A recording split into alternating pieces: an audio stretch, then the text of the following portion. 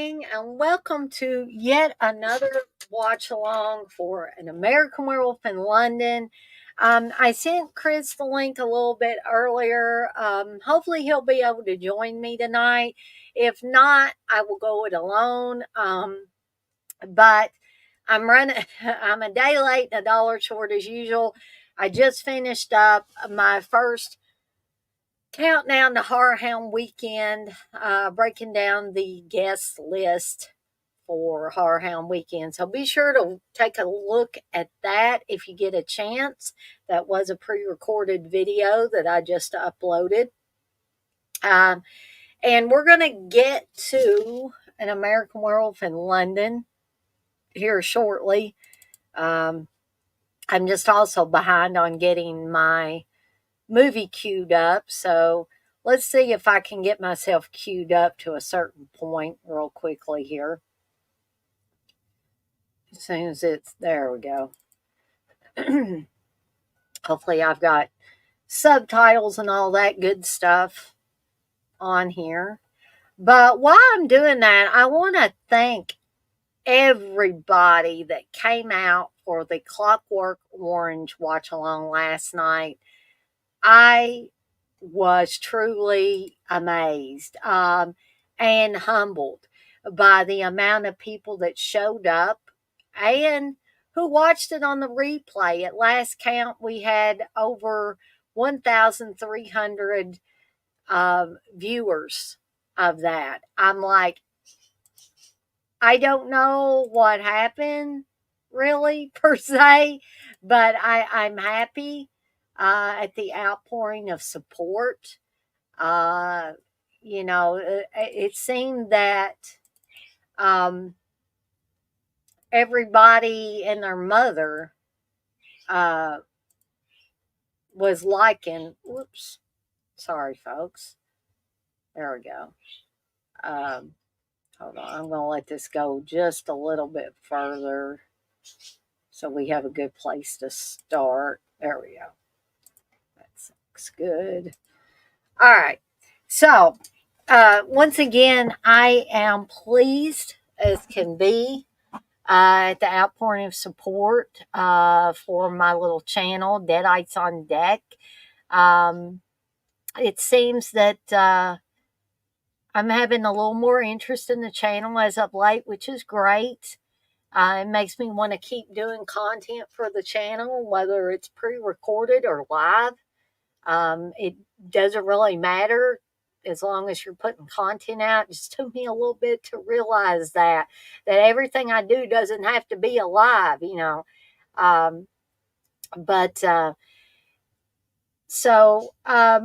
just a little housekeeping stuff, and then we'll probably go ahead and get started with the film. Like I said, I may have to go it alone tonight. Chris may have other things he's doing. I know SummerSlam was last night. There could be another wrestling show tonight. Honestly, I really don't keep up with all that, but there are people that do. And I'm not saying anything bad about people that do that. If wrestling's your thing, it's your thing, right?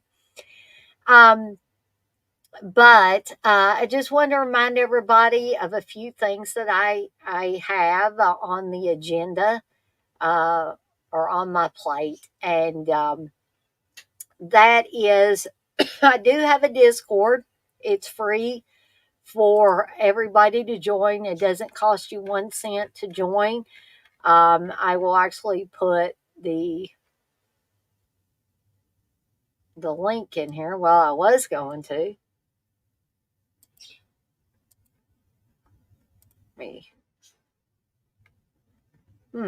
Okay. So for some reason, I can't get that thing to come up there now. Okay. Hold on a sec. Yep, I can't get that. Oh, here we go. Maybe they've changed Discord a little bit. I don't know. But here is the invite for the Deadites on Deck Discord. Now I know not Discord isn't for everybody. It's not for everybody, and I totally get that. But if you are interested in coming in there and going to the different channels, we got one where you can introduce yourself, one for movies, one for books, one for music, one for boutique labels, one for new releases. So there's something for everyone. I feel like, and so all you got to do is click on that link, accept the invite, create your account, and you're ready to start talking about most anything on there. But let's try to keep it clean, no harassing people, no bullying people, or anything like that, because we definitely want this Discord to be a safe place. We don't want it to turn into other Discords out there, and I'm not going to mention any names. But, uh, oh, Chris says, "Hey Dana, we're just now leaving the water park in Somerset. We didn't realize we stayed so late because our phones was in the locker. But I'll be here in chat talking if you need me for anything." That is fine, Chris. You know, I've said this many, many times before. This stuff with these live streams and stuff is secondary. Um, you know, you got to do family stuff, and you got to, you know, provide for your family, do fun stuff with your family. This stuff comes second. Hey, TC. I'm just going to call you TC if you don't mind. Otherwise, I'll be ending up stumbling over things because it's not your name, it's just me.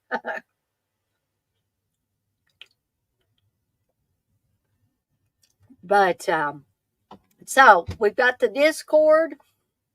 We have, or I have a Patreon. The Patreon has three different tiers, and I can go over those tiers real quick. Oh, Chris, I understand about those last minute things. But I'm glad the boys did have a good time, and I hope you and Candace had a good time as well. Um, so we have three different tiers here. The highest tier is $25 a month. The $5 a month seller deadite tier. And I still need to do the monthly video shout out because Victor has joined as a seller deadite. And that's one of the perks you get. New members will be recognized via monthly video shout out.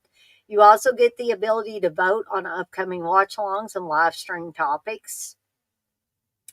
The $10 a month Henrietta Deadite tier. This is for the ultra fan of Deadites on Deck. You will get all the perks from the first tier, plus access to exclusive commentaries not available for general consumption, live members only chats, and an exclusive Evil Dead Chick button. The top tier, the $25 a month tier, this is for the hardcore Deadites on Deck fan. This tier includes all the perks of the previous two tiers, plus the ability to request certain movies for the Deadites on Deck team to do watch-alongs for, and your choice of an official Deadites on Deck t-shirt, hat, or mouse pad, which will have a design similar to this one, only it will also have Deadites on Deck on there as well. Chris, you say, yeah, I got Candace to stand there in the big water bucket that spills out a ton of water. I didn't even know they had a water park in Somerset. That's awesome. That's good to know because I may want to go. I love water parks. I don't know how big Steve's going to be on a water park, but I would love to go.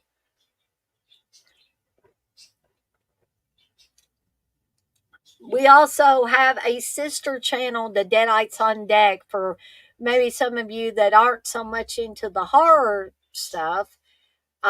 Waiting on Woodstock. This is for all things 1960s Woodstock era stuff. the music, the movies, the fashion, even some true crime from like the 60s and the 70s, we're going to be talking about. And we're soon going to start putting content on there. We just got to, line out a time when me and Candace can both record something.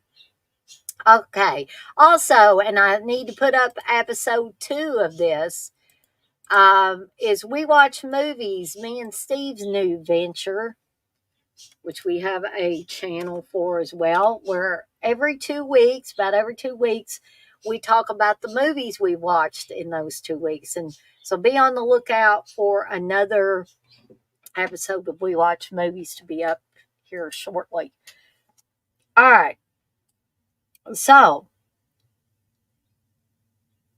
also, I've got that Horror Hound Weekend, Countdown to Horror Hound Weekend video up if y'all want to check that out, talking about the guest. I will be trying to do one of those videos every Sunday leading up to Horror Hound Weekend. Okay? So the final one will be the Sunday before Horror Hound Weekend. Okay? So, let everybody know that's going to be watching along with the movie, which is American Werewolf in London, a John Landis film. I am queued up on my Blu-ray. This is the full moon edition of An American Werewolf in London. And I am queued up 16 seconds in where it says Universal and MCA Company. And I'll give everybody, that's going to be watching along a couple of minutes to get queued up. And then we'll go ahead and get started with this. And if y'all don't mind, I did fix me a bacon sandwich right before I got on here because I was running a little bit late. And so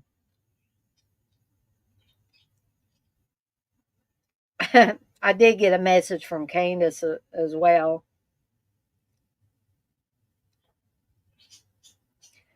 But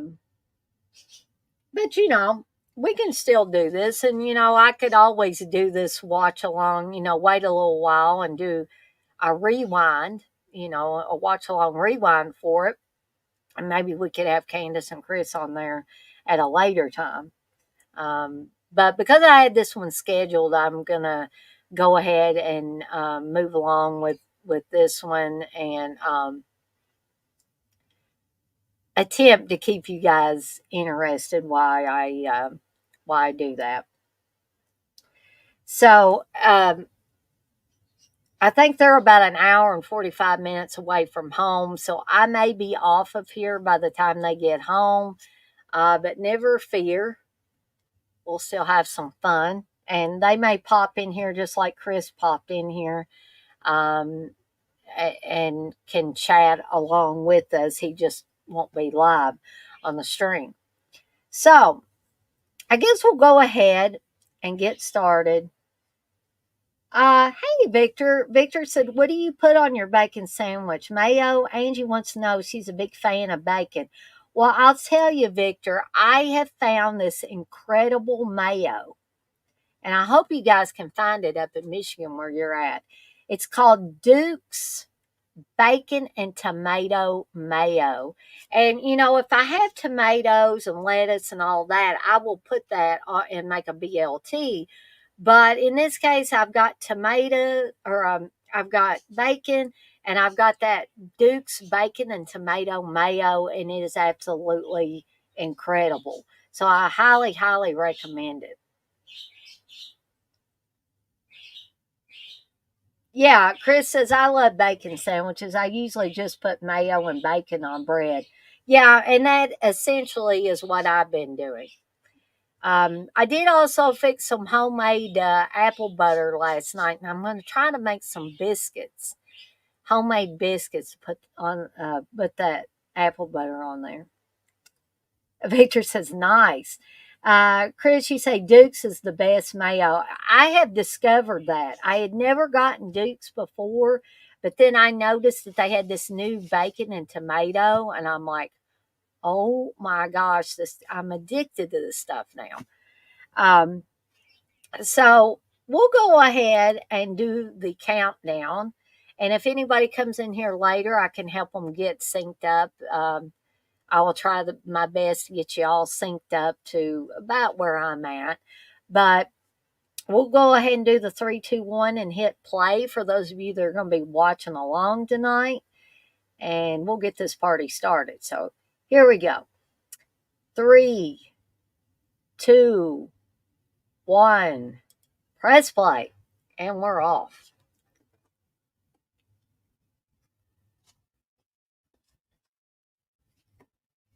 So now we got the hologram pictures.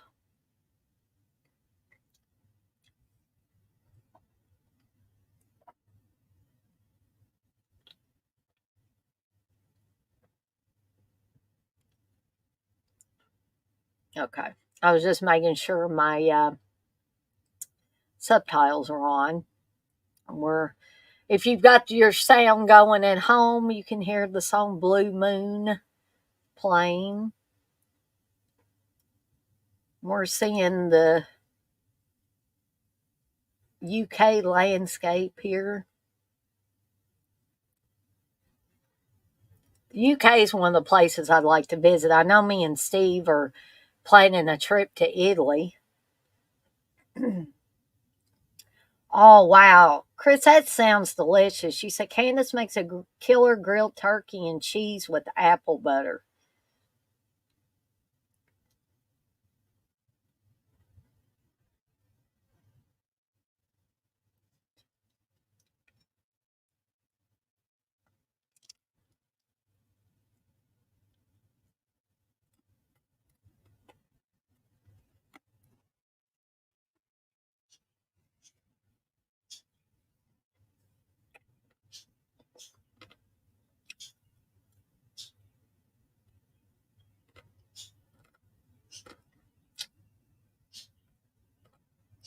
I'm going to talk about the special effects created by Rick Baker because they are absolutely astounding in this.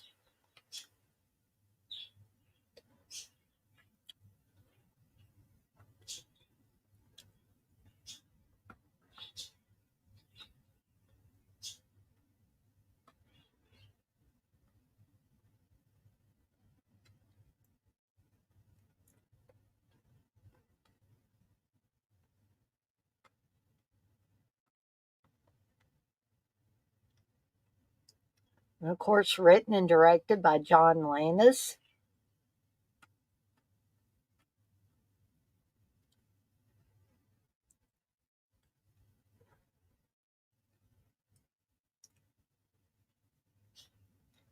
I also love the humor that's interjected into this because, I mean, it is a horror film.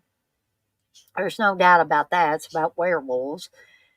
Um, but the humor is just it's in here and it's just so appropriate. I love the way that John Landis interjects humor. I mean, some of it might be considered dark humor, but it still works. So this opening shot of David and Jack in the back of the truck with all the sheep.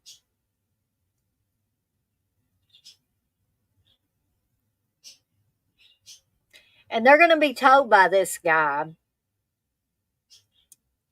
to, you know, stay on the road and, beware of the moors. And he says, keep off the moors and stick to the roads. And this isn't going to be the only time they're warned about doing that. So David Naughton and Griffin Dunn, I absolutely love these guys.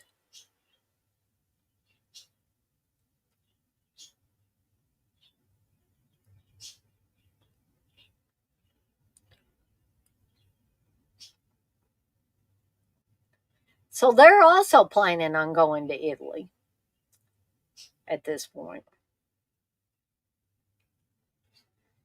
And then you get that little bit of humor. Those sheep shit on my pack. Chris, you said this is my second favorite werewolf film. Maybe it's the absolute best effects work in a werewolf film, though. I feel like that too, Chris. Um, Here's some more of this humor. Jack is talking about Debbie Klein, and David says Debbie Klein's a mediocre person with a good body, and he says there's nothing mediocre about that body. And David says she's a jerk, and he says you're talking about the woman I love, and he says we're talking about a woman you want to fuck, okay? Um, so this whole discussion about Debbie Klein, I could just imagine two guys having this conversation about a woman. And you can almost believe, in fact, for the duration of this film, that you can believe that David Naughton and Griffin Dunn are real friends. And I think they probably were close during the filming of this.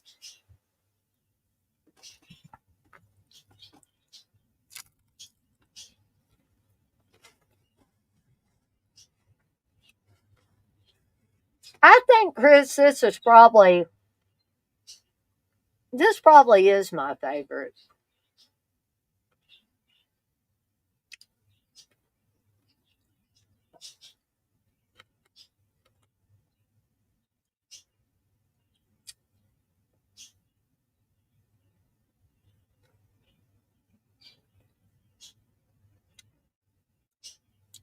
I know as Victor's asking, Chris, what is your favorite werewolf film? The Howling? I know I've gotten asked, which do you like better, The Howling or this film? And as much as I love Joe Dante, as much as I love The Howling, this one edges out The Howling by just a bit. So now they're going into the Slaughtered Lamb pub, which this is a key scene too. Oh, that's right, Chris. Yeah, ginger snaps.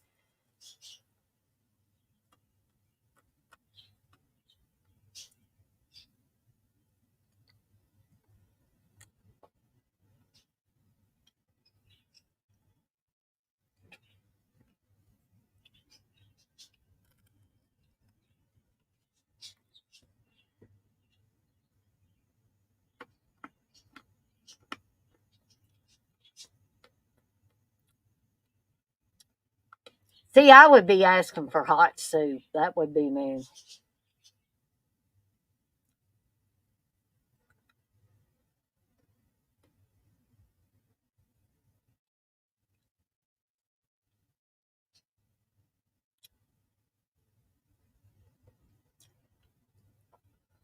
Victor, you say the original Universal Wolfman is special to me. Yeah, I have a fondness for the Universal monsters in general. So they're noticing there's a five-pointed star on the wall, and so Jack says, "Remember the Alamo," and David is afraid, by Jack saying that he's going to offend him. And she says, "I remember the Alamo," and she's talking about the film with John Wayne.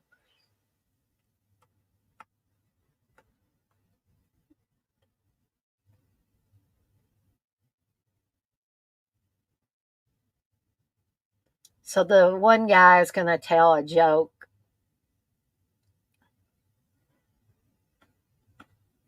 and instead of really listening to the joke, David and Jack are going back and forth about who should ask them about the candles and the five-pointed star. And then Jack even mentions Lon Chaney Jr. and the Universal Monsters.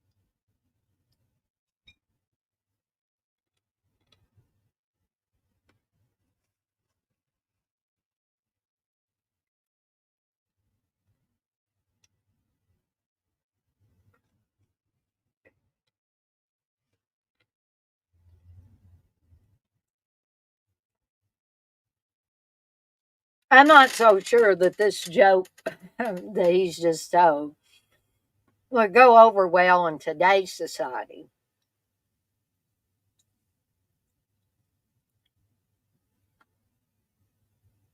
But it works. For me, it works in the context of the film.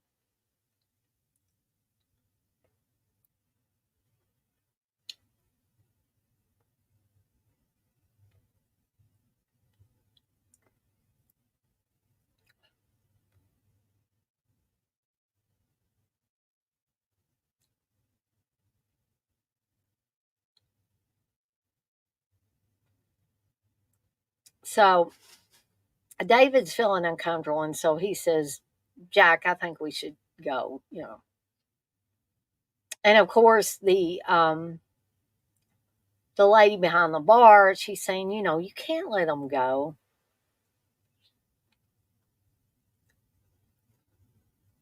And again, they're going to be told to stay clear of them more, stay on the road.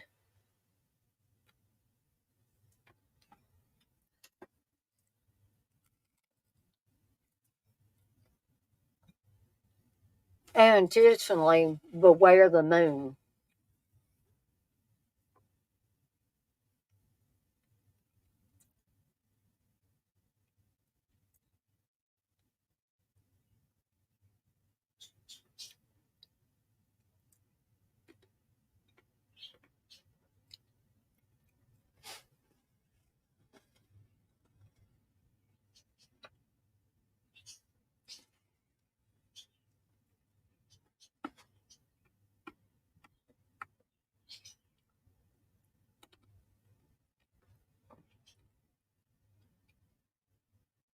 So they're saying things about, it's murder. If it's murder, so be it. It's in God's hands now. We're seeing a shot of the moon coming out from behind the clouds. David and Jack are still talking about, what was going on there.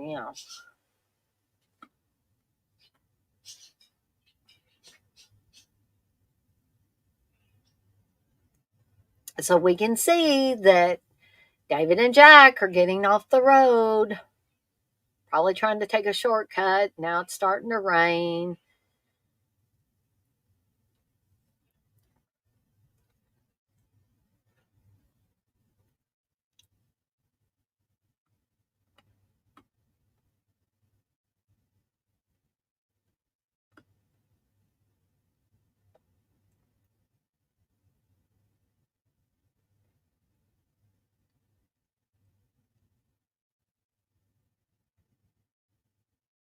And the lady in the pub says, perhaps they'll be safe in the rain. And the guy says, no one brought them here.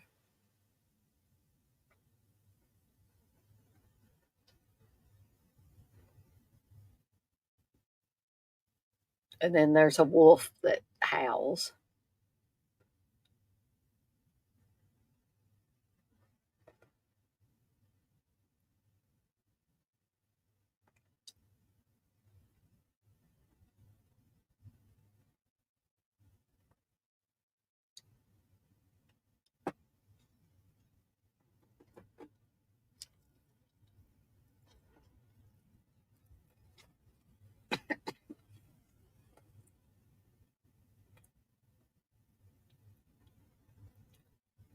And David and Jack are also hearing the wolf.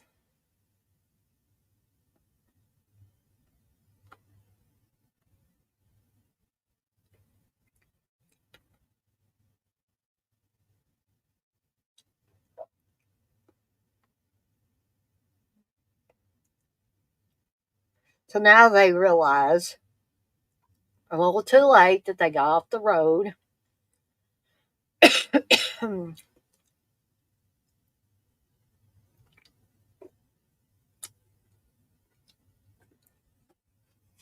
And they're going to try to make it back to the slaughtered lamb. And they discover that they're lost.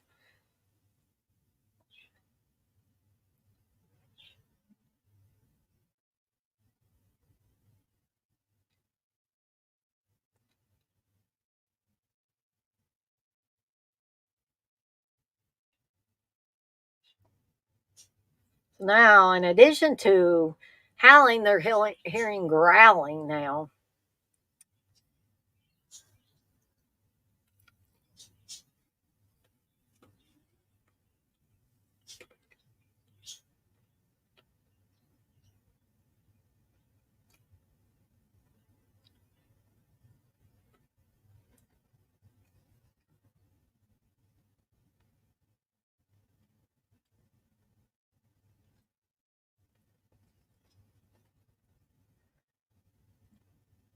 And they're wondering if maybe it's a dog, like a sheepdog. Hey, Blissful.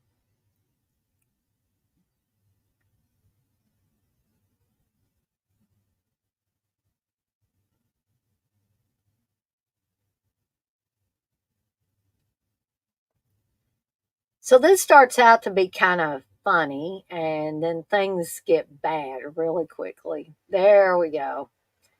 So poor Jack is being viciously attacked by this creature here. Hey, Nigel. You say, hello, sweetie. Met you both last night, the Clockwork Orange. Yeah, I'm glad you tuned in for this one as well, Nigel. I'm by myself tonight, but I'm going to try to keep you guys entertained. There's a very bloody and mauled Jack, and then the creature is turned on David, and David, in his haze, um, looks to see that the creature now looks like a man. And the effects are already good, and we haven't even gotten to a werewolf transformation scene yet. And we can see that David is kind of hazily seeing some of the guys from the pub.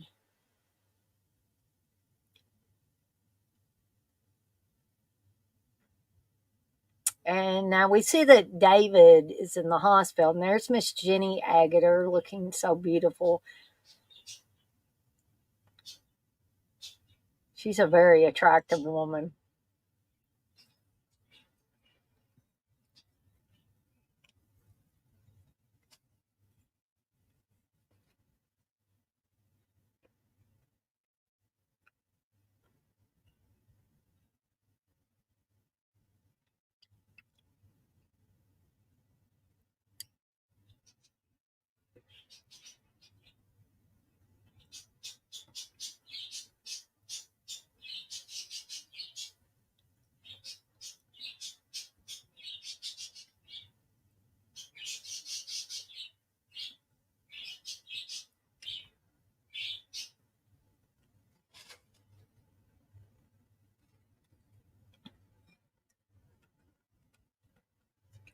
And one of the nurses just got reprimanded and sent away.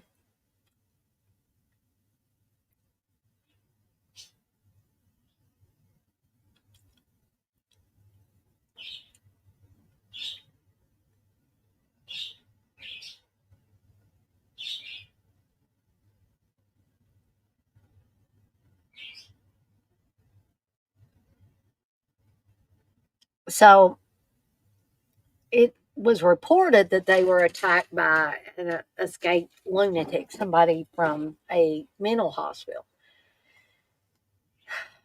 But as we know, that was a creature that attacked both Jack and David. I am not. I'm actually eating a bacon sandwich, Blissful, with some of that Duke's bacon and tomato mayonnaise.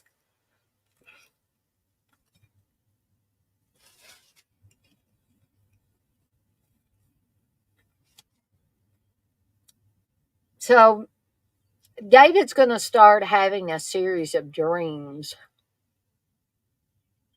that are going to be tied in with what happened to him.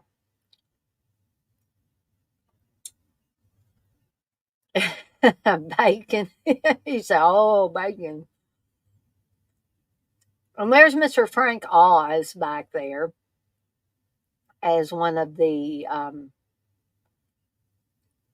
I think he's one of the embassy guys that the nurses were talking about.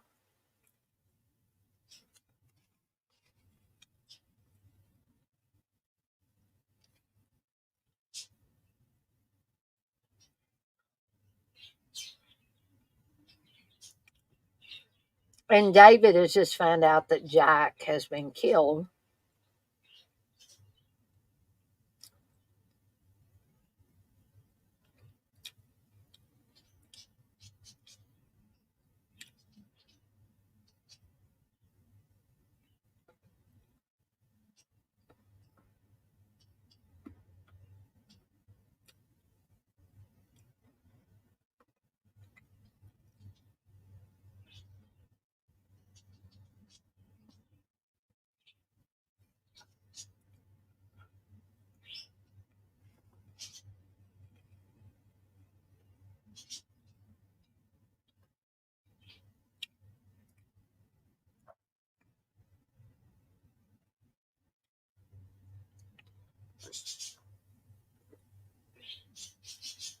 So David also finds out he's been in the hospital for 3 weeks.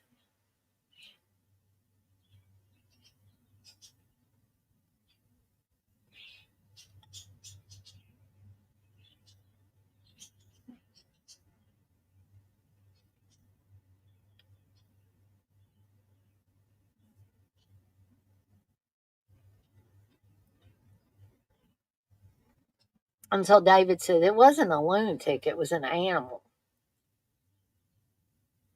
a wolf to be exact.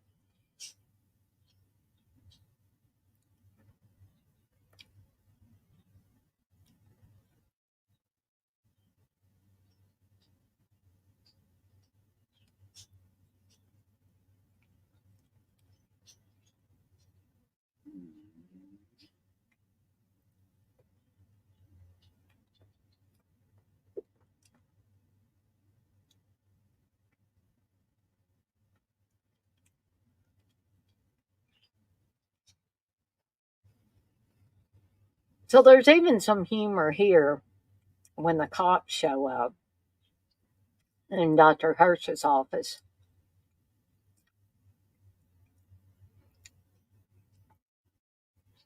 Actually, it's Scotland Yard, of course, because this is London.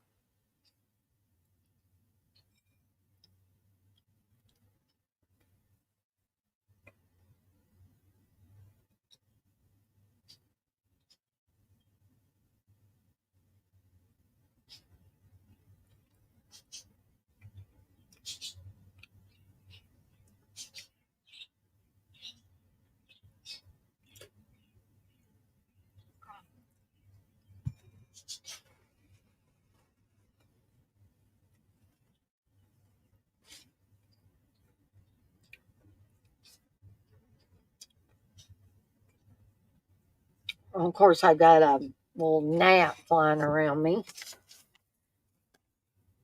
I don't know about anybody else, but lately, as it's been like hot and humid and stuff like that, the flies and stuff have been terrible. How do you say? I used to be a werewolf and I'm all right now. Woo!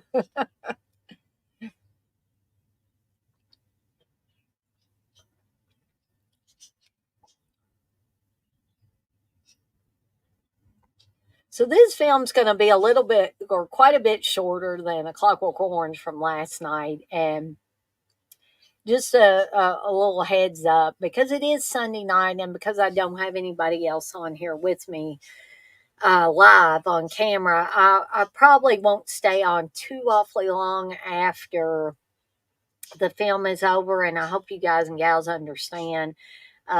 There's a few things I got to do to prepare for tomorrow, prepare for the work day and stuff. Um,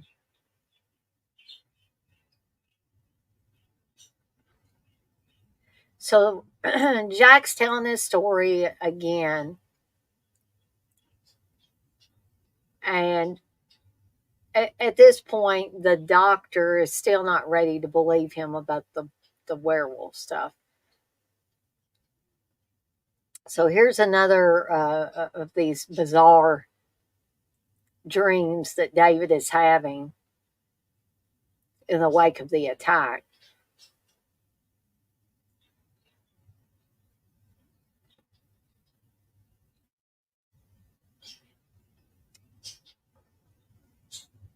So, for those of you that don't like seeing animals destroyed, even fakely, um, you may be a little sensitive to that scene that just happened.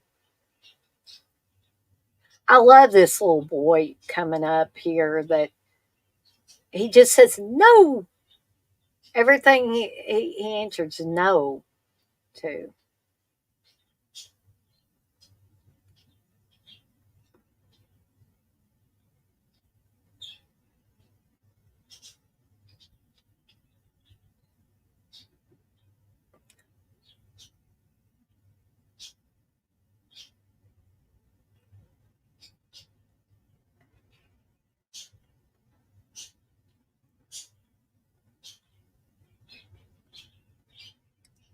Laurel and Hardy comic there.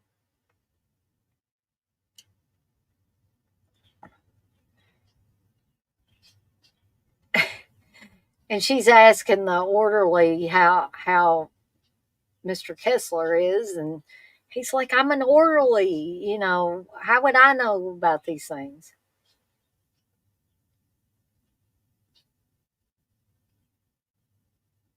Victor, you say, I didn't grab my Blu ray. We are watching on Plex. Every time it goes to commercial, I fall behind. Think I'm going to go grab my Blu ray. Speaking of the weather, it's hotter than hell around here. Yeah, it's still pretty hot around here, but I don't think, knock on wood, that we're going to have any storms this upcoming week. Even though the guy that came and delivered one of my grocery orders was saying, yeah, but we need the rain. Well, I don't mind rain. It's the thunderstorms that I don't like. Ooh, 70 sounds nice, Bliss. Well, you say one more day of the 80-degree weather and then the 70s.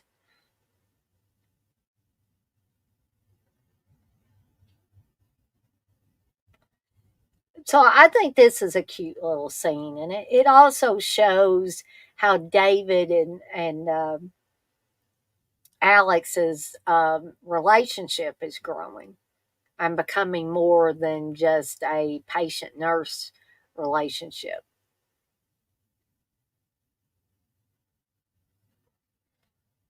So she's telling him he's got to eat, and he's like, I don't want to eat.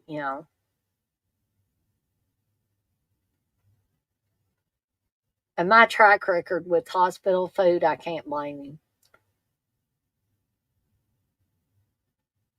So she squeezes his nose shut and forces him to open his mouth, and she puts food in. And, David's your typical male. He kind of likes that.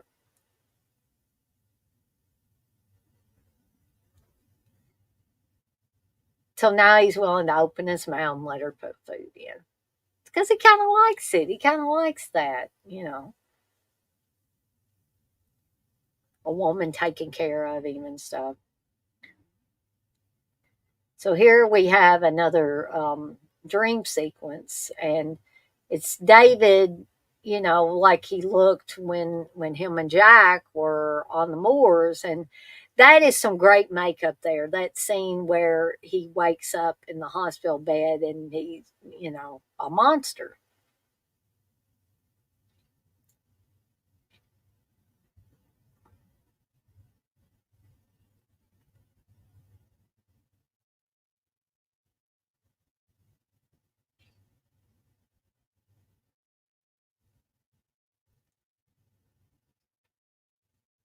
So David's telling the doctor, Jack was torn apart. A man can't do that. And Dr. Hirsch has to admit that he didn't see Jack. He didn't see Jack's body. But soon Dr. Hirsch is going to become more and more suspicious because David is so adamant that they were attacked by some kind of animal. They weren't attacked by a man.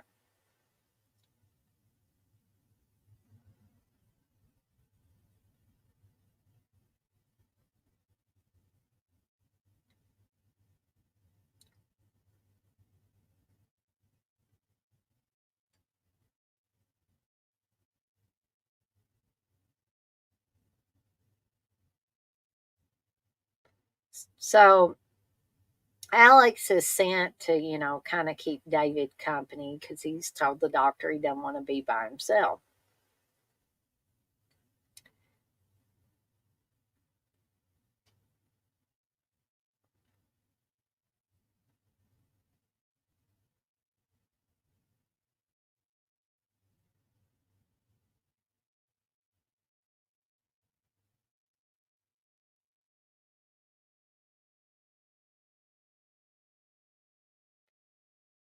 So he's telling her what a beautiful girl she is. And yeah, that's ladies. We fall for that. We got a soft spot for that.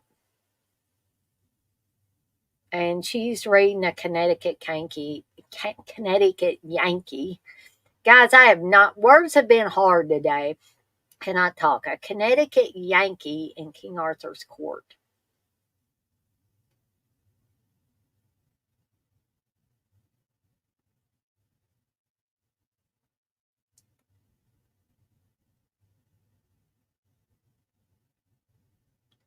There's some Muppets.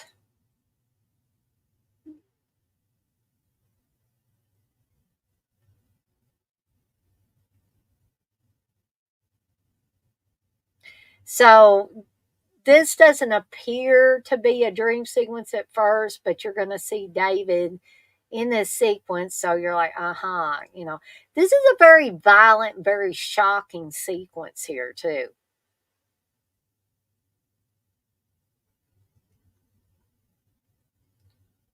Because we have the Nazi werewolves, or that's what I refer to them as.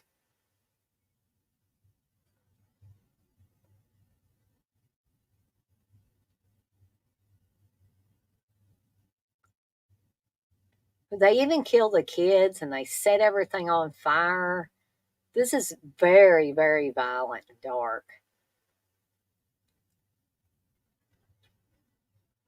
And then they slit David's throat and he wakes up.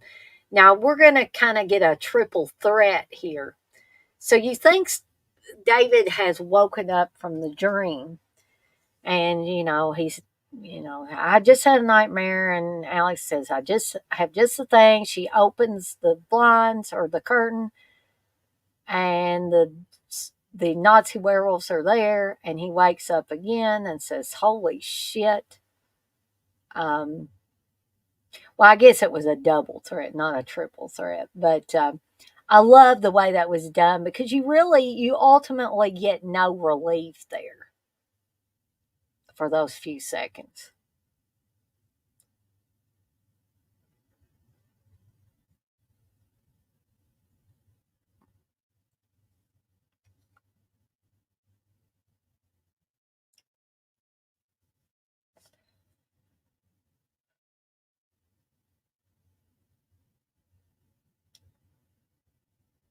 So we're getting the first appearance of Jack after death here. And we're going to see that Jack progresses quite badly throughout the film. The purpose of Jack coming back to visit David is that he is going to tell David, you were attacked by a werewolf, but you lived.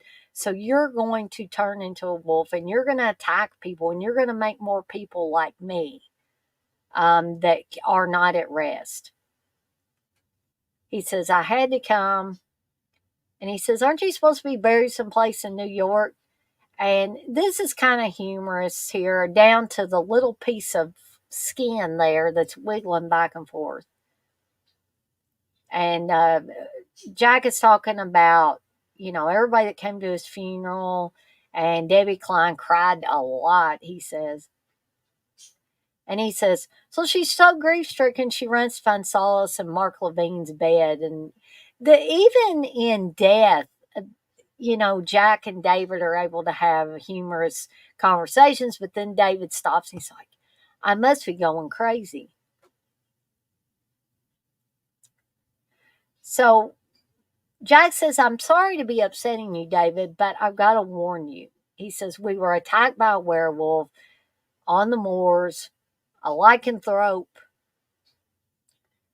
He said, I was murdered an unnatural death, and now I walk the earth in limbo until the werewolf's curse is lifted. And he goes on to say that the wolf's bloodline must be severed. The last remaining werewolf must be destroyed, and that's David. I agree, Victor. It's fantastic makeup effects in this film.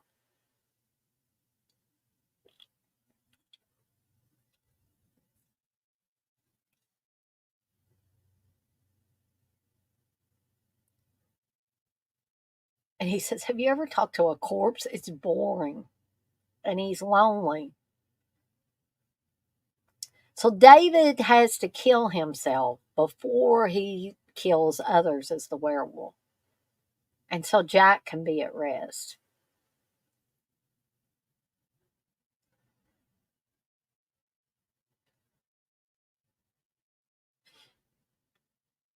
And again, we hear Beware the Moon.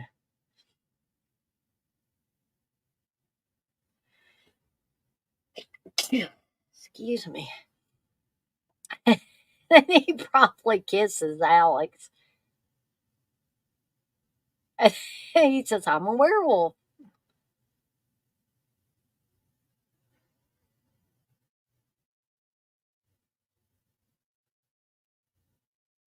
I agree, Nigel. The transition effects, especially coming up when we actually see in harsh, bright light David transforming into the werewolf.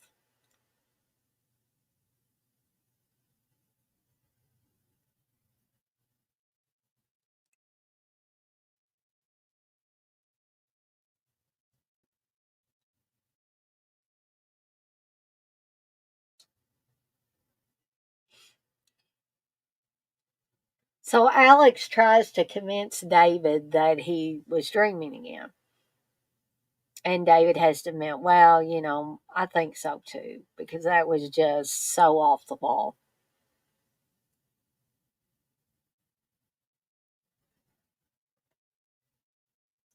So now we find out David's out of the hospital. He is going to go home with Alex. And we all know, we're all grown adults here, folks. We all know what's going to happen, right? So they're stopping at the grocery before they go back to Alex's apartment. I think it's so funny that they're talking about how expensive food was back in like 81. And this scene too, where he's surrounded by, I guess they would be punks. Um, and he's making all these faces at Alex on the subway, and he's surrounded by these guys. And then one of them turns around and looks at him.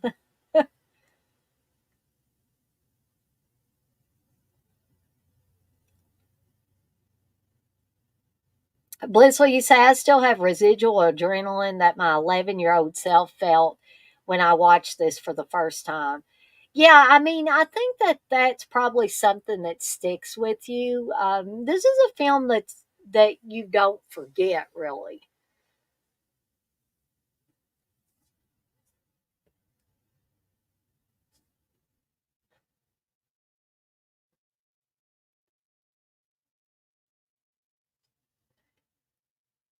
So she's kind of showing him around.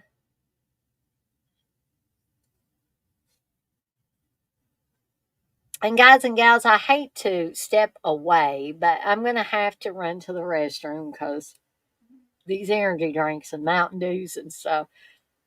So I will make it back as quickly as I can.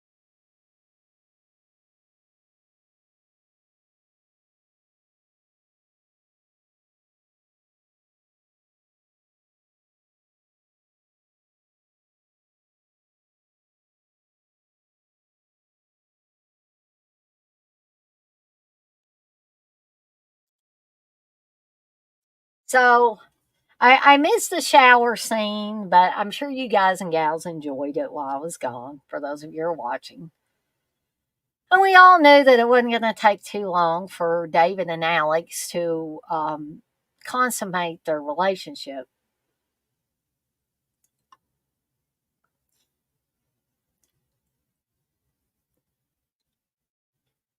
I love Jenny Agutter too, Victor, by the way.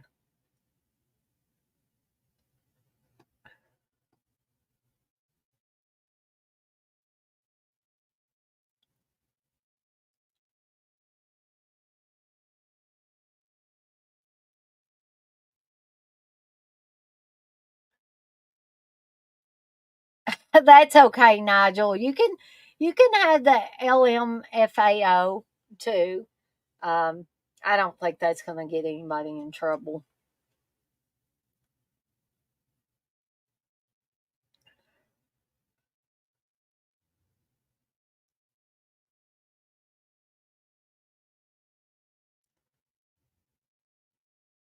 So we're going to see another appearance of Jack here in a second, and I'm always, uh, it always makes me laugh. Victor, you say, I went and grabbed my Blu ray to get it going and totally forgot I have the Arrow Deluxe box set. I had never even opened it until now. Lots of goodies in that set and a great transfer. You are exactly right, Victor. And and the only reason I'm not watching my 4K of that is because I can't watch 4Ks back here at my computer. I can watch the Blu-rays, but not the 4Ks. Um, but here's Jack again, and he's looking a little worse for wear, guys and gals.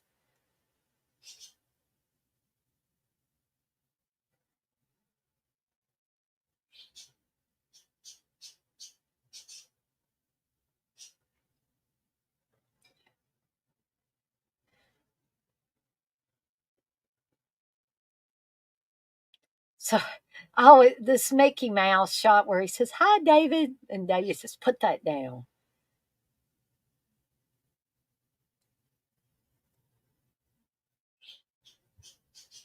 And again, he says, "I'm sorry I'm upsetting you, David, but you don't understand." And he says, "Yeah, I understand. You're one of the undead, and I'm a werewolf."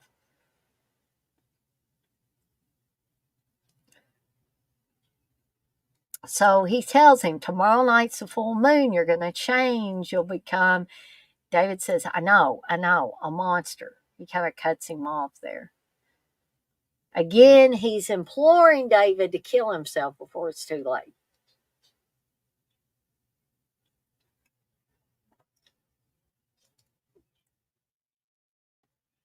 He says, "Are you really dead, Jack?" And he says, "What do you think?"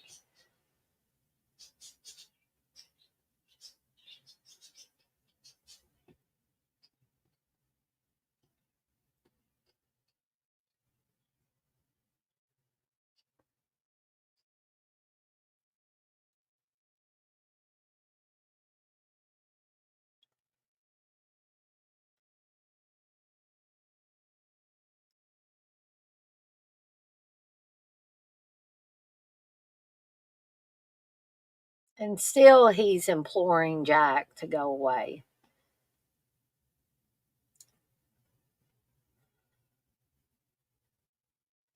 Walking meatloaf. I always love that line, too.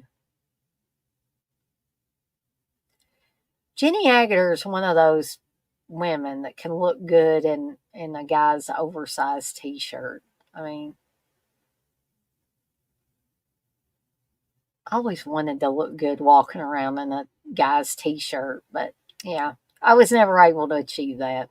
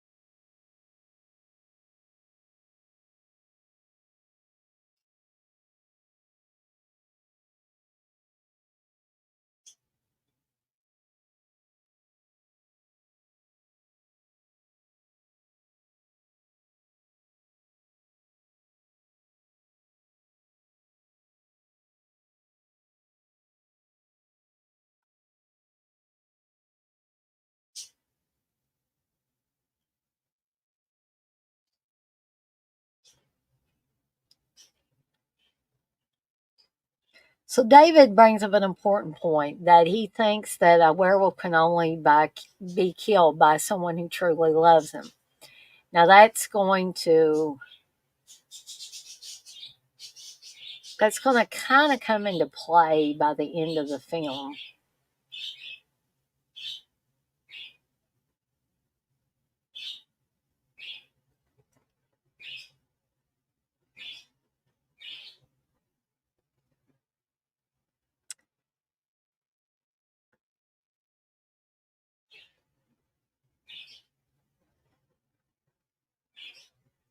So we can see that Dr. Hirsch is going to go to East Proctor, where David and Jack were attacked, to see if he can find out any more information. Exactly, Victor, foreshadowing.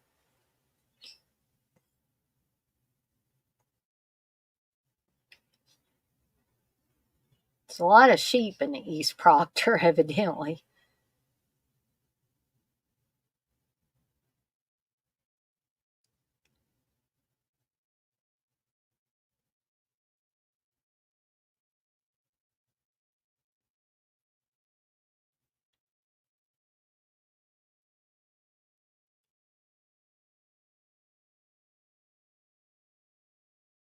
And he's going to go to the slaughtered lamb, which I think that is an amazing sign, too.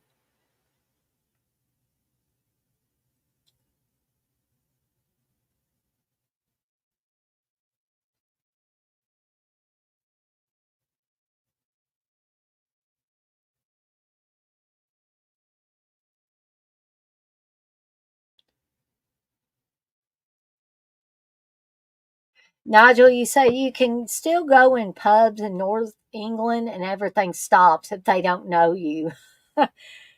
I'll have to keep that in mind if I ever make it to the UK.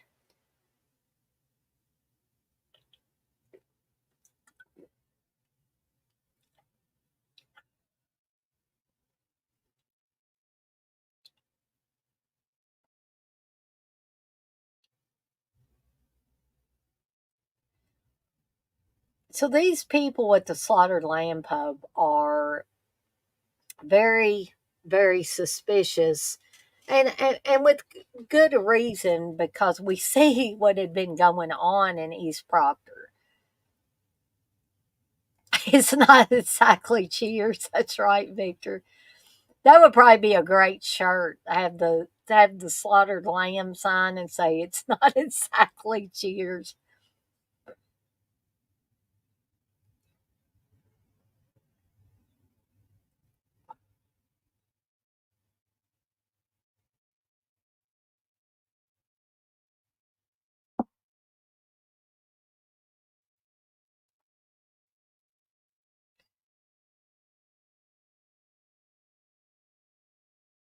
So of course they're asking, are you a police officer? And he's like, oh no, I'm a doctor. And then he starts talking about David. Um, I might, Victor, just give me a little time. I've been coming up with new ideas for shirts. Um, Speaking of the shirts, though, guys and gals, I wanted to tell you a little bit. If you have went to Dead Ice on Deck, the site for my shop, in the last few hours at least, or at least today, you may have noticed that the Scooby Doo horror mashup shirts are not there right now.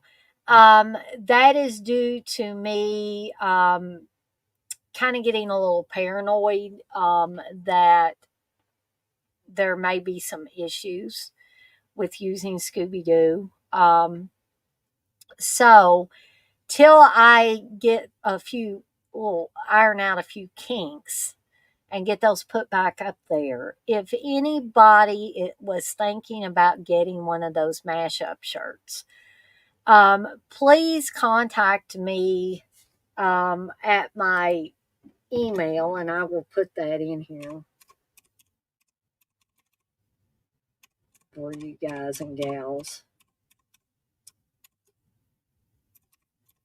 And feel free to ask me which people or people, which person or persons, I should say, that I have available to put on those shirts.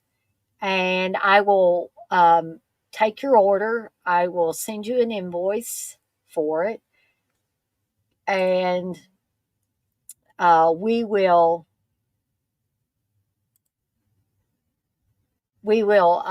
get you one sent out. Um, and then when the kinks get worked out, I will try to put those back up. But just this is just in the meantime. Okay.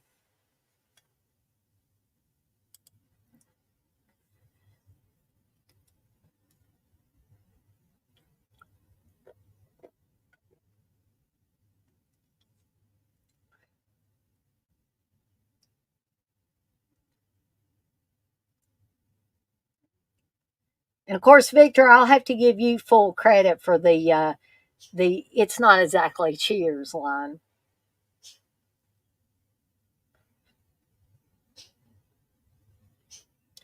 Okay, so Alex has got to go to work, leaving David alone in her apartment. This is the night of the full moon.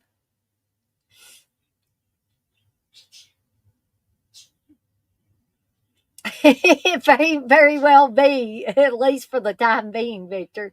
You said, so my Scooby mashup shirt may be a collector's item. Thank you, Victor. Victor says her shirts are great, folks. Order yourself one. I need to get another shirt soon, maybe the slaughtered lamb shirt. Yeah, I'm going to try to get that design up really soon, Victor.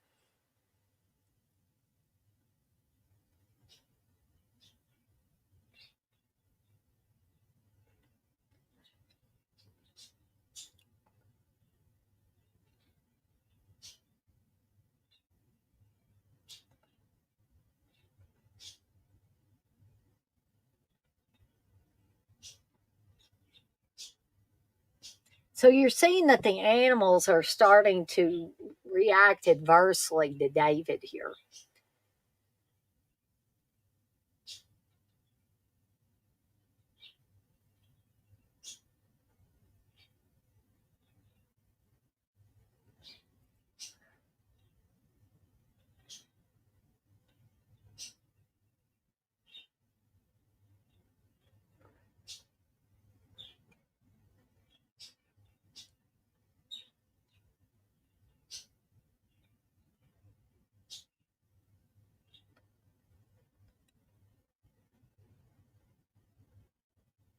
And there's a Minnie Mouse.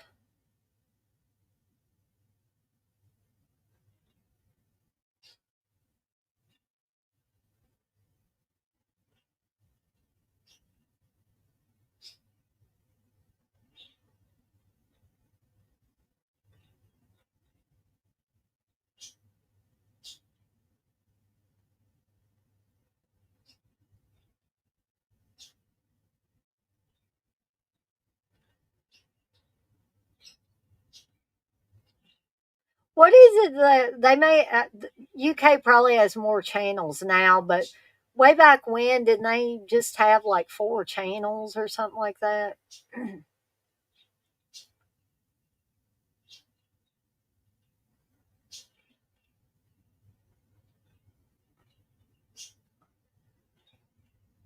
So now, if you are listening to the dialogue and the music, we're hearing "Bad Moon Rising" by CCR.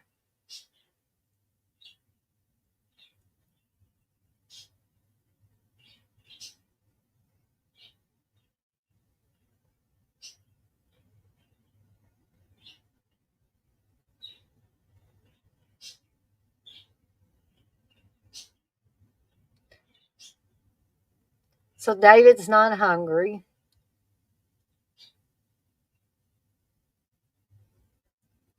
Three channels back then, Nigel.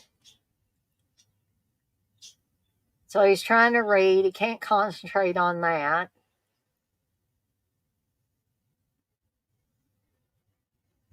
So Steps outside and he's looking around.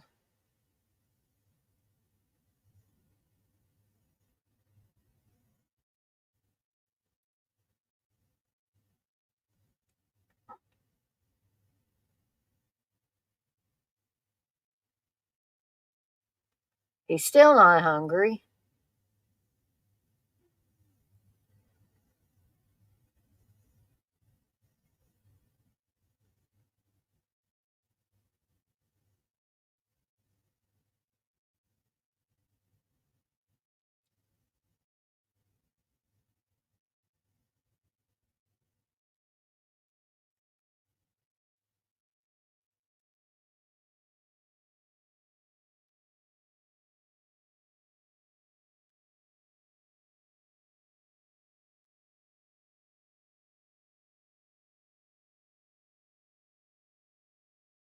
And we see that Alex is taking care of her patients. There's a little no boy.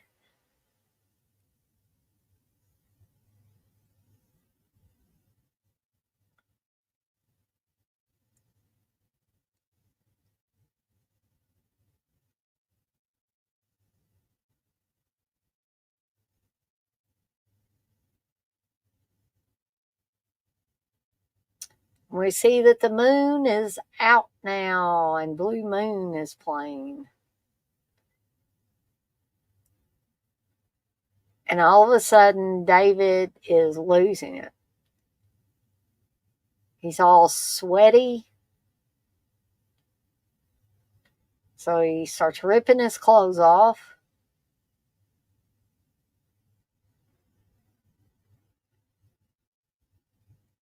And here is the aforementioned werewolf transformation scene that I said was so fantastic.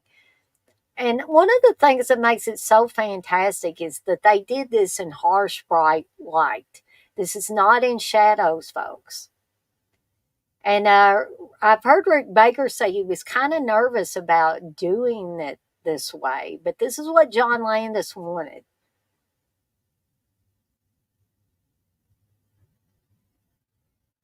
Wow, I would love to meet Rick Baker, TC. You say I got the chance to meet Rick Baker. He was amazing.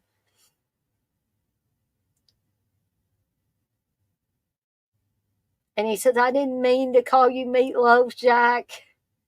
As if that's going to help at this point.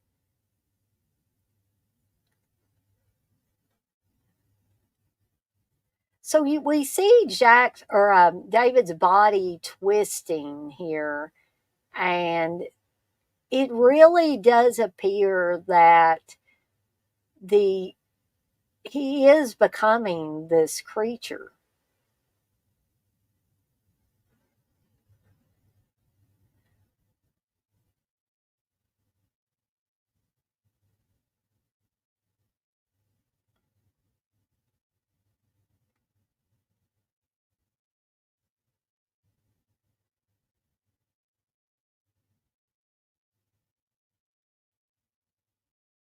I love this shot here of the muzzle pushing out and the ears.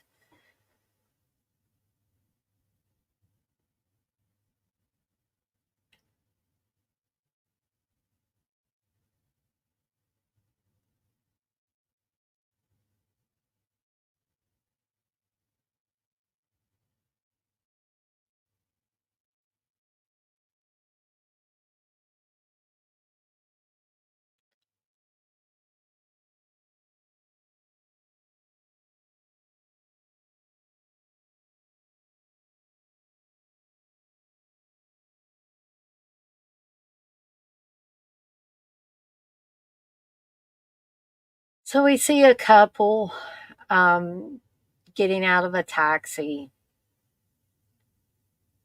Um, I believe they're planning to meet friends for a party.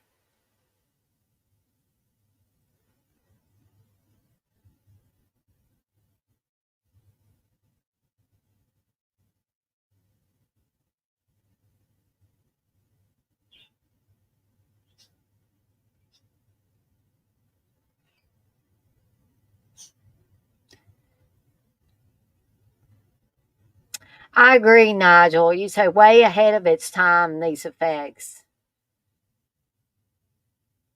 So they just got attacked by David as the werewolf now. I love this. Sean, those hooligans are in the park again.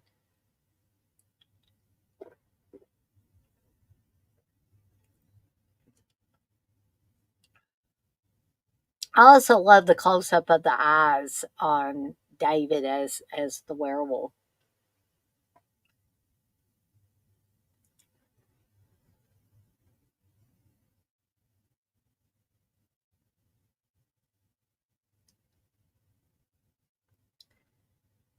And so he's going out there to look and see if his friends are out there or if the hooligans are out there. He's gonna get a shock here. So Dr. Hirsch is telling Alex that he's concerned about David because he went to East Proctor today. And he said, well, it's a full moon. Where is he? And she says, he's at my flat.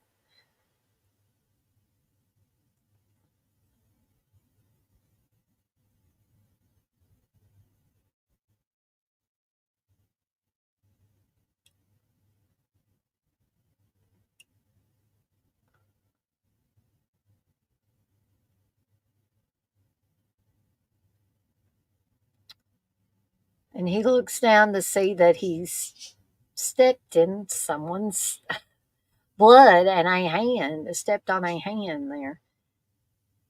So Dr. Hirsch is calling Alex's flat, and David's not there.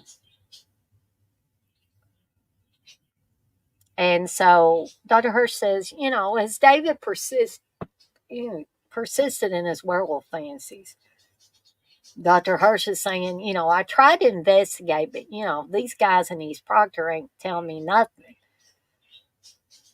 And that David's lacerations were cleaned and dressed before he even got to the hospital.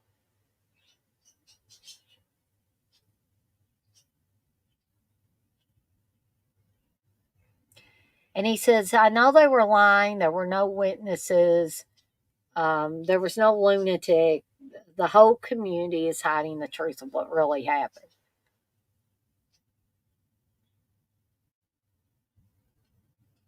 And Dr. Hirsch thinks it's a mass neurosis in East Proctor.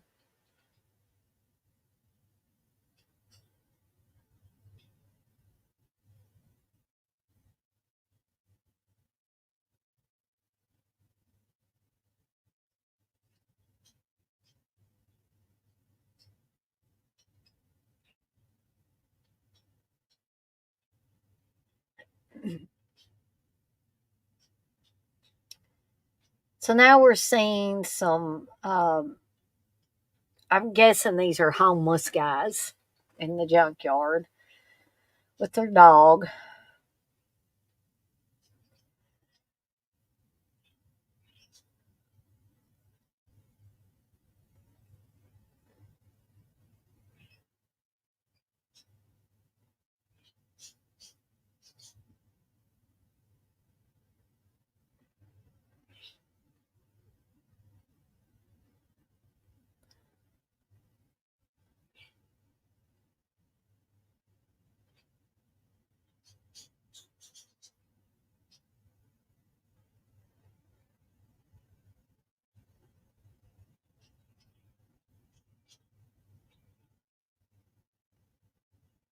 So we've seen a quick flash of the werewolf again.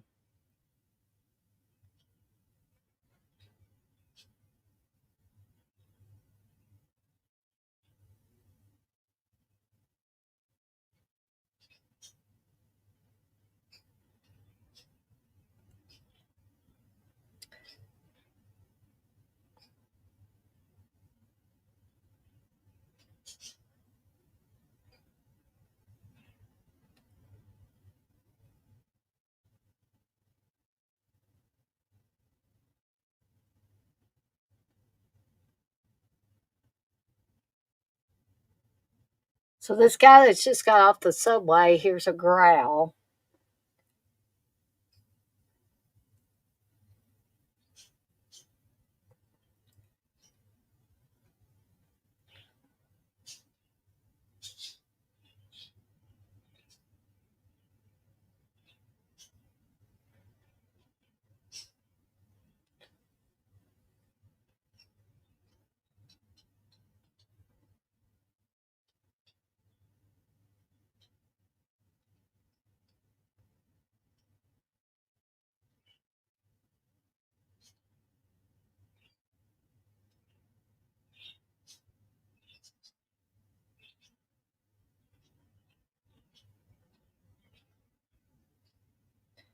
I like this shot coming up here too.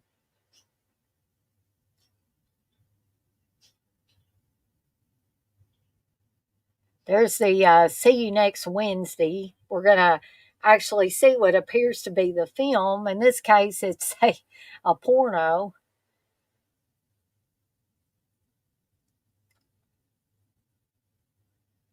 That's kind of a running joke or running theme in John Landis films, the see you next Wednesday thing.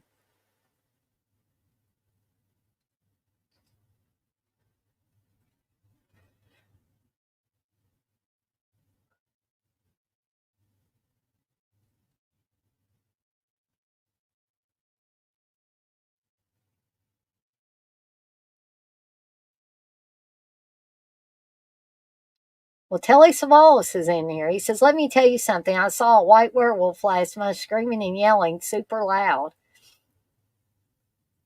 I went outside at 3 in the morning." So here's the scene I was talking about. I love where you see the werewolf kind of going up the escalator, and then it fades into lions and tigers and no bears, but monkeys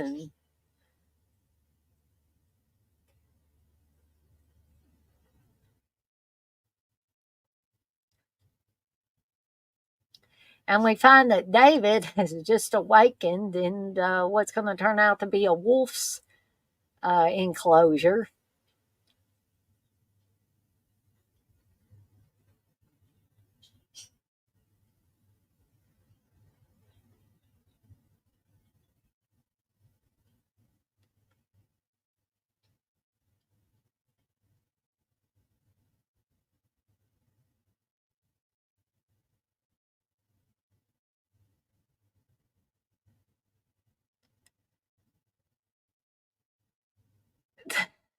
I've always found this scene quite amusing um, because, again, John Landis injects a lot of humor into scenes that probably would otherwise be a lot darker. And I think that was a wise choice on his part um, to um, to have this humor in here because I think a film like this that would be so dark without it benefits from having some humor.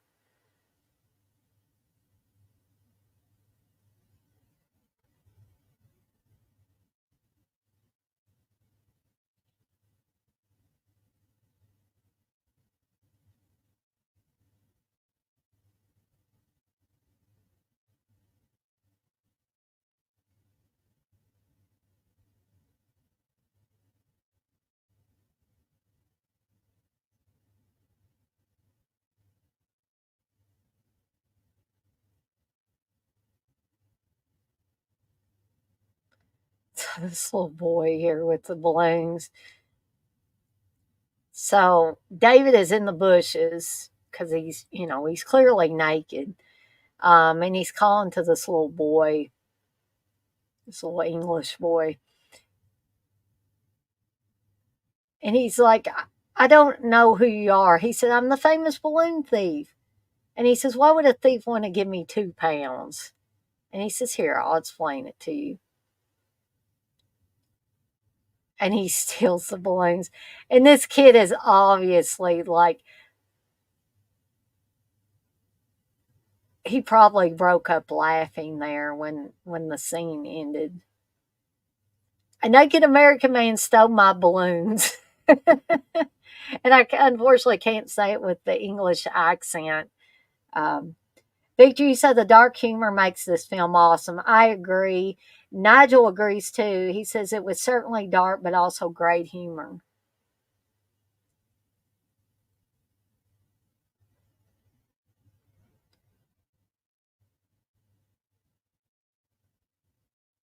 So we saw that David also grabbed a lady's coat, and this scene here where he's standing in the line and like you're seeing everybody's feet,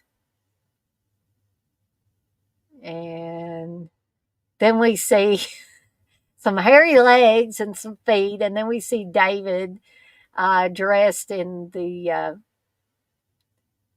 lady's jacket, and he's looking at these guys, and he put to one of them. He says, "A lot of weather we've been having lately."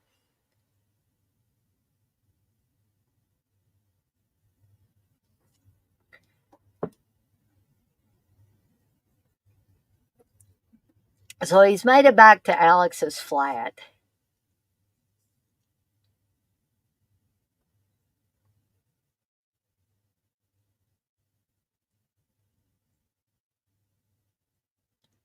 And she's like, where have you been? And he's like, you won't believe this. He said, I've lost my mind. I woke up in the zoo.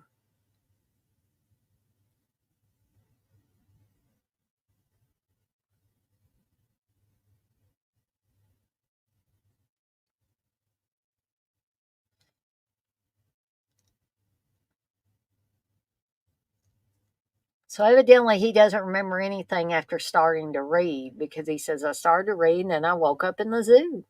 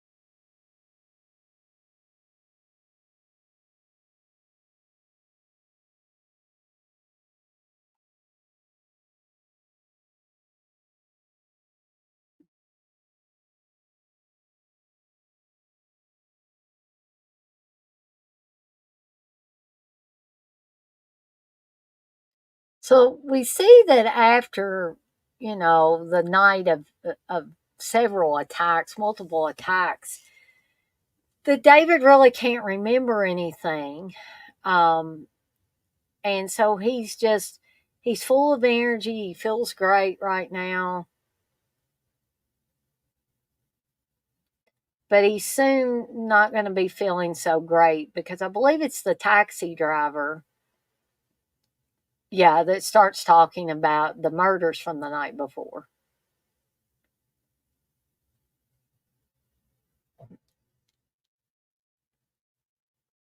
So he says there were 6 murders last night, all in different parts of the city. All the people were mutilated. Um, and then David knows, oh my gosh, it happened. It just like Jack said it would, it happened.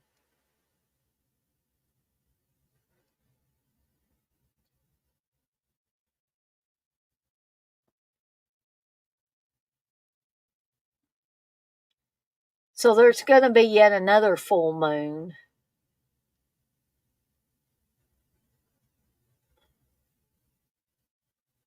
And so David is aggressively trying to get arrested here.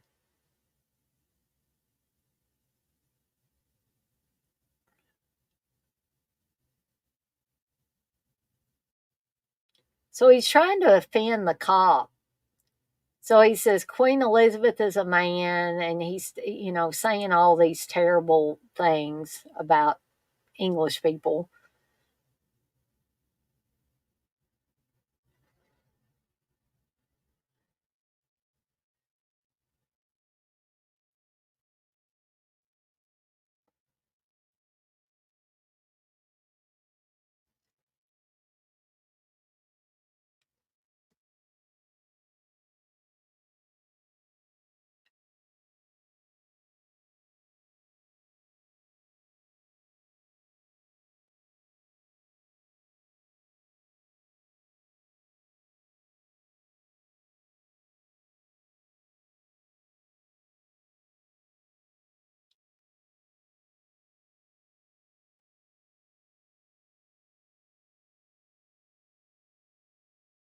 So he tells, he declares his love for Alex, but he's like, I've done these terrible things, um, and you got to stay away from me.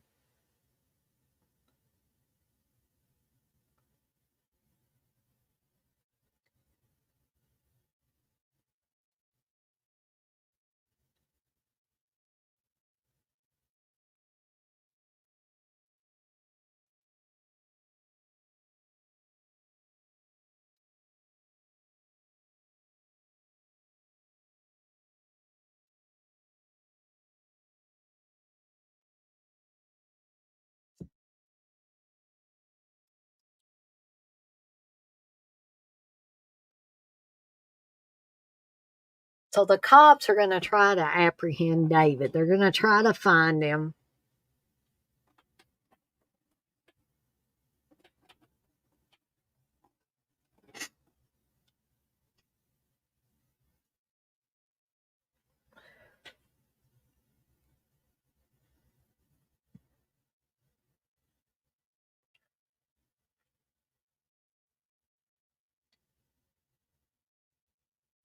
So David's calling home.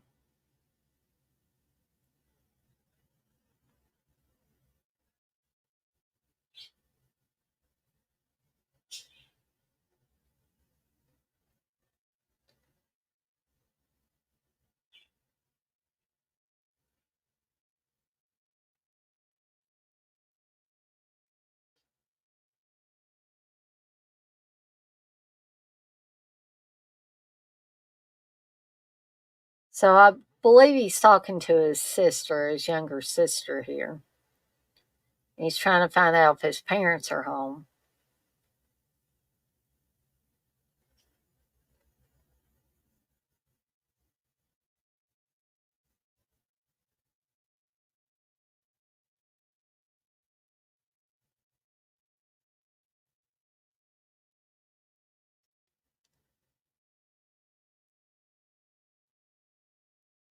And he just tells his sister Rachel to tell their mom and dad that he loves them. And he tells her not to fight with Max, who must be the other brother.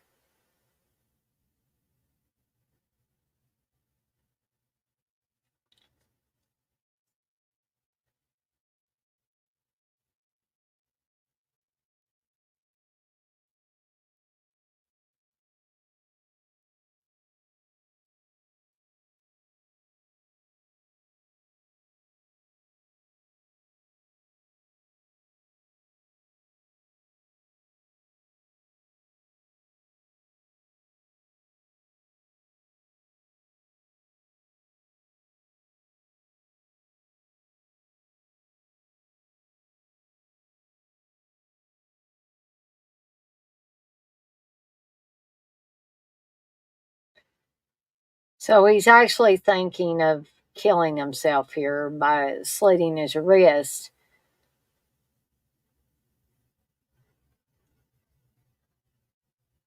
But we can tell that David doesn't really want to die. Um, so he's seeing Jack across the street in front of the See You Next Wednesday porno theater, where the porno theater where that movie's playing. And Jack's looking really bad now. So he knows that Jack's went in here, so he's gonna pay to go into this porno theater.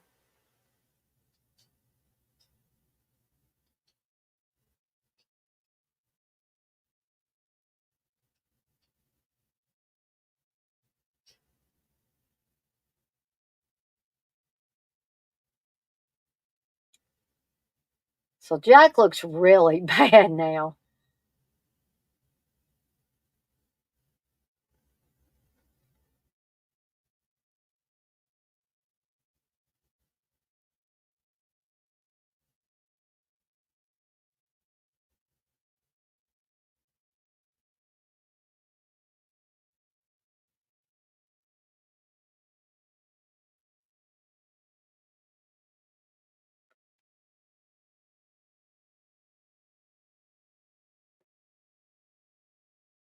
So this guy apparently in the porno film had came into the wrong room and started yelling at people, and they didn't even know him.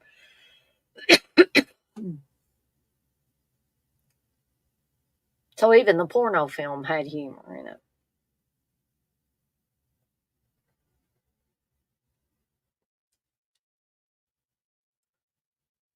He says, "You look awful," and Jack says, "Well, thank you."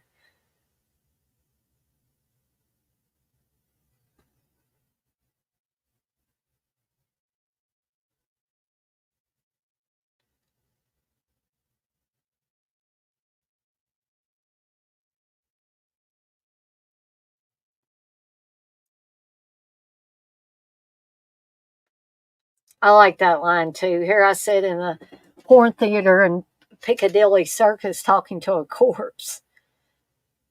And then Jack says, "I want you to meet some people." And he's going to meet the people that he killed the night before.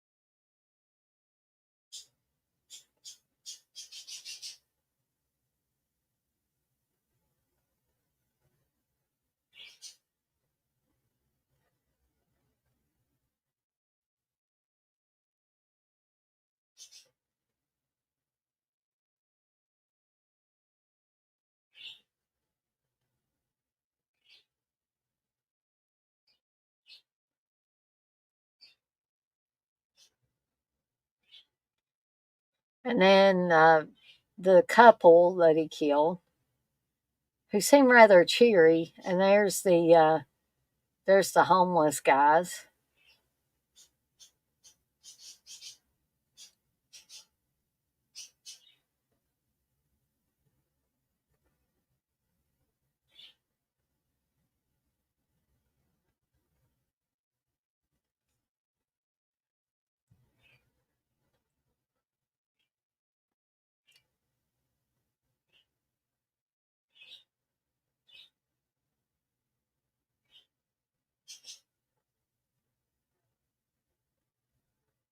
So they're actually talking about the different ways, or the best way maybe for him to commit suicide.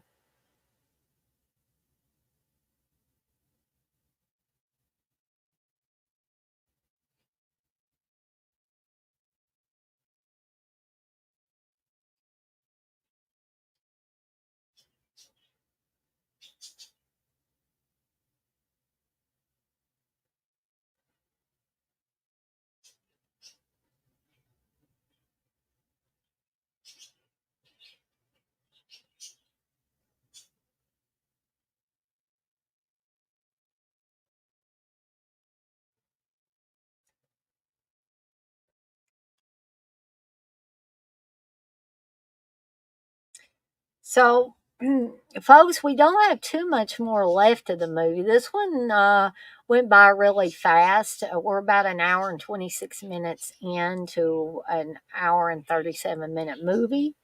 So, we got about 10 minutes or so left, 10, 11 minutes. So, we're seeing that David is starting to transform into a werewolf again because the moon is full yet again. And he's telling this guy, that's came up to him in the theater to go away. Please go away. So the nails or claws are starting to come out, and there his face is changing.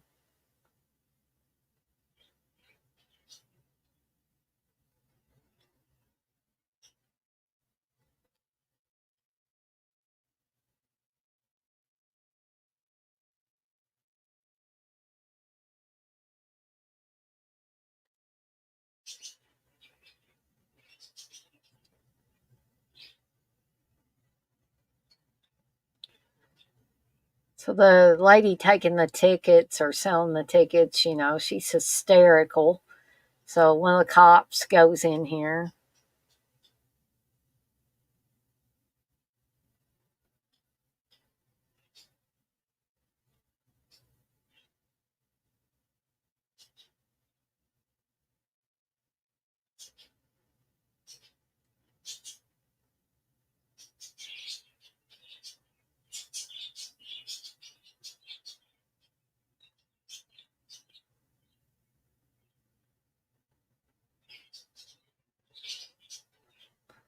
There's a great shot of the werewolf there.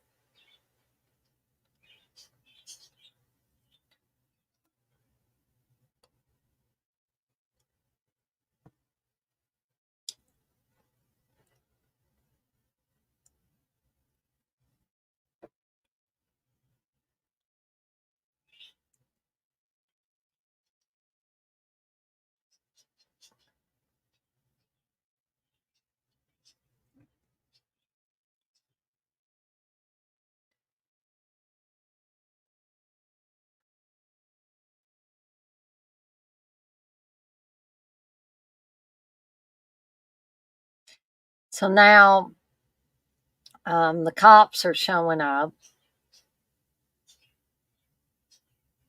Oh, yeah. This is great here. I absolutely, this scene is great. There goes somebody's head. Um, you don't get many chances to see a werewolf like down on all fours going through the streets of any place, let alone London. And somebody just got run over. You're gonna see. You're gonna see a John Landis cameo. There it was.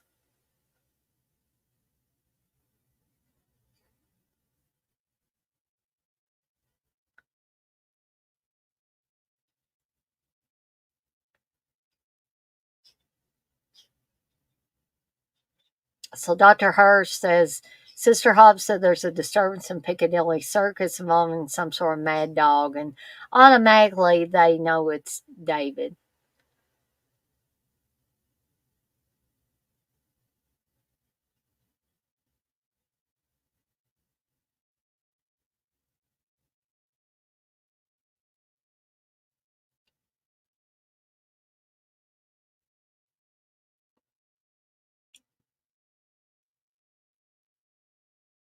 So they're kind of trying to get the streets blocked off, and evidently David, as the werewolf, is headed towards a dead end.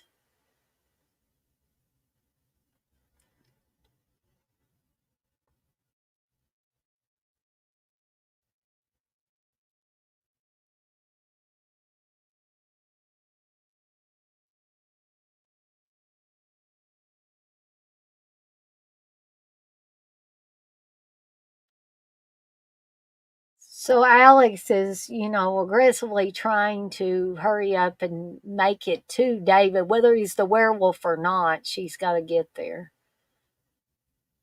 And Dr. Hirsch is following really closely behind her, as closely as he can.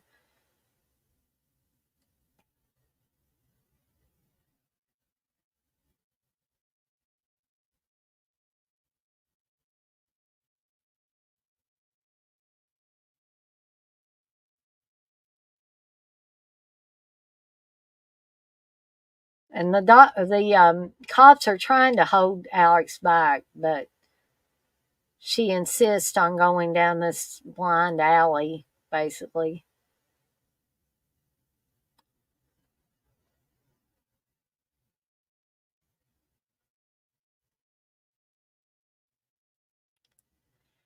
And coming up, feel like it's the most heartbreaking part of the film.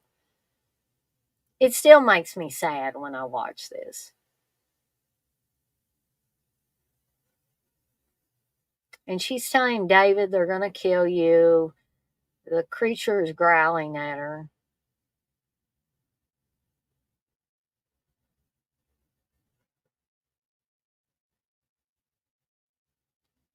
Because the animal almost looks human. She says, I love you, David. And it seems to be some understanding in its eyes for a split second. And then it goes like it's going to attack. They shoot the werewolf. And Jenny Agutter really sells this scene because there we get the shot of David after he's been shot and killed. And she really sells this scene. The crying, the shaking, all of that appears very realistic.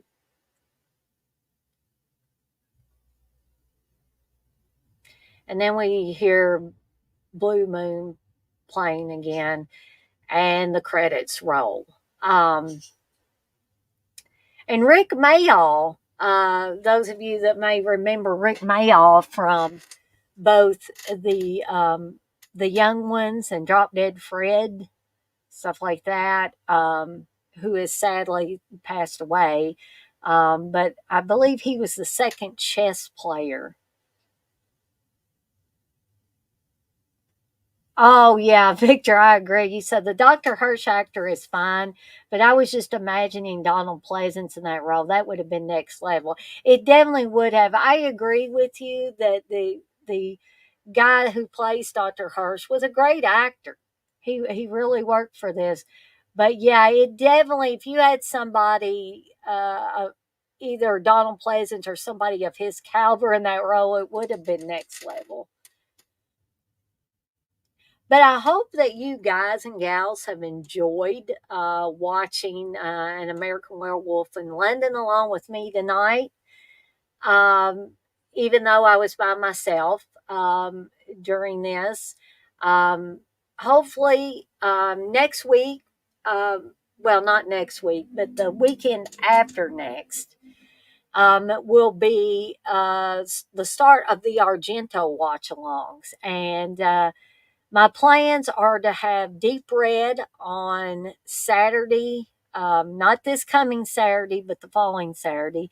And then the following Sunday will be Tenebrae. So be sure to tune in for all of that. Plus, we're going to have a whole heck of a lot of Argento programming coming up this week. Victor, I know you'll be happy about that. And thank you once again for reminding me that I was going to do Argento August. Now, tomorrow night should be Landis Confidential only because I already had that one scheduled and in place. And I think that Chris will more than likely be on here with me. Hopefully, we'll be able to have him on here with me. If something should happen and he can't, I'll try to come up with some Argento programming for Monday. But the rest of the week should be all Argento all the time. So be sure to tune in for all of that. I'm going to try to get things up as far as the lives for things that I will be covering the upcoming week. So, I'm probably going to be getting off of here in just a little bit. I was wanting to let the credits at least run out. But I do want to thank everybody for joining me for this watch along. And again, thank you for all your support of my channel. And if you have any questions about the temporary changes I had to make to the shop, if you notice any designs that are oddly missing, please feel free to reach out to me at the email address that I indicated in the chat in case you want one of those shirts that were mentioned. And you can say, hey, Dana, what designs do you have for those Scooby-Doo horror mashup shirts? And I'll try to get something set up with you, okay? Until I can do a little altering and get some similar designs back on the site. So, we have now reached the end, credits and all, for An American Werewolf in London. I'm going to tie this up with a nice, neat little bow and get off of here for the night. So, thank you guys and gals once again for joining me for yet another watch along, and stay tuned for the upcoming week for a whole lot of Argento because it is Argento August. And I'm off like a dirty shirt, but I want to remind everybody before I get off of here for the night to be kind to one another and blaze that trail. Have a wonderful and restful rest of your Sunday, and let's kick Monday's ass, folks. And I will see everybody next time. Bye for now, guys.